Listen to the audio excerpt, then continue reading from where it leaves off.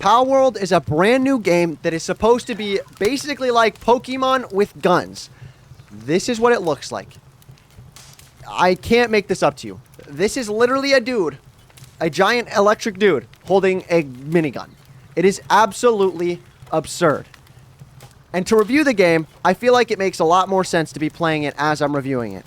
First things first, the worst thing about this game, I will get to the pros later, is this right here. 57 minutes to wait for an egg. That is absolutely ridiculous. I want to play the game. They should have some type of way to advance it to where you don't have to wait nearly that long. Second worst part about the game is very much so that you can definitely get in a grind in this game. It's a survival-based crafting game, so you can totally get it stuck in a grind. And unfortunately, though, for the con, the pro is that the game loop really gets you doing a lot of different things. I've had about 7 hours in this game, and I'm not bored of the gameplay whatsoever. And I'm not going to lie, a lot of it is hitting a rock. But if you watch as I'm hitting this rock, I can also grab out my what's called a relaxosaurus, throw it at something, and it'll start mining with me. So, right here, boom. Okay, I guess the Relaxosaurus doesn't necessarily work. It is an early access game, so certain things don't correctly work. But if you look at this, I literally have a giant farm where a bunch of what look to be Pokemon are just sitting around and working for me. It is genuinely an extremely good concept for a game. It's basically Ark Survival World plus Ark Survival Evolved plus Pokemon plus Rust because there's guns in this game. You'll also notice the character customization is absolutely absurd. Look at how giant my thighs are.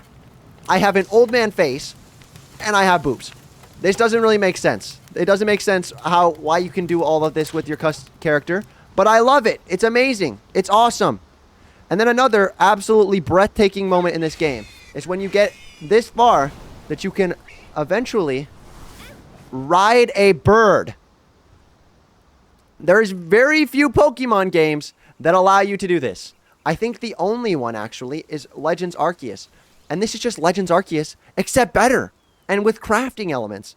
It's absolutely amazing. And I recommend anybody who has the extra $26 to absolutely spend it on this game. It's $26 on sale right now. It's going to go back up to $30 here soon. So if you do want it to be $26, make sure to buy it today or tomorrow.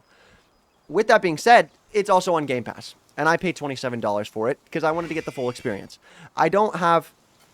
I've noticed that a lot of people don't have the luxury of Game Pass. They don't have the luxury of paying $10 to play this game and a bunch of other games.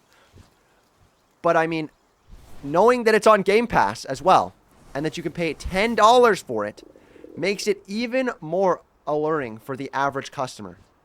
You're not going to play this game for longer than a couple of months, realistically. And if you do, you'll pay $10 again to pay it again.